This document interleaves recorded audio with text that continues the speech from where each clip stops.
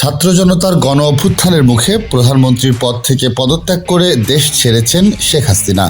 ক্ষমতার পালাবদলের ঢেউ দেখা যাচ্ছে ক্রীড়াঙ্গনেও। নতুন সরকারের অধীনে ভবিষ্যতে কি হবে বিসিবি বা বাফুফের, এমন জটিলতার মধ্যেই মঙ্গলবার সকাল থেকে বিসিবির সামনে অবস্থান নিয়েছেন ক্রীড়া সংগঠক ও ক্রীড়াপ্রেমীরা। একমাত্র ওয়ালটন এসি দিচ্ছে 1 বছরের রিপ্লেসমেন্ট গ্যারান্টি এবং কম্প্রেসারের 10 বছরের গ্যারান্টি।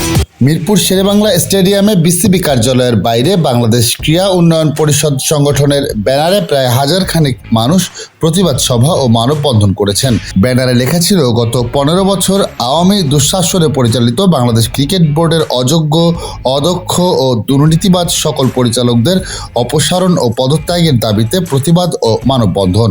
বাংলাদেশ ক্রীড়া উন্নয়ন পরিষদের এই কর্মসূচিতে ছিলেন বাংলাদেশ জাতীয়তাবাদী দলের ক্রীড়া সম্পাদক ও সাবেক ফুটবলার আমিনুল হক, বিসিবির সাবেক যুগ্ম সম্পাদক রফিকুল ইসলাম বাবু ও কোয়াবের সাধারণ সম্পাদক দেবব্রত পাল।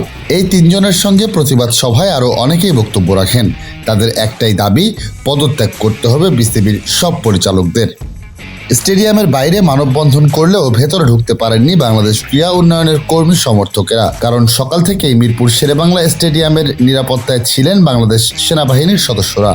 তবে প্রতিবাদ সভা ও মানববন্ধন শেষে আমিনুলের নেতৃত্বে সংগঠকদের কয়েকজনের একটি দল স্টেডিয়ামের ভেতরে বিসিবি কার্যালয়ে বিসিবির প্রধান নির্বাহীর সঙ্গে দেখা করতে গেছেন।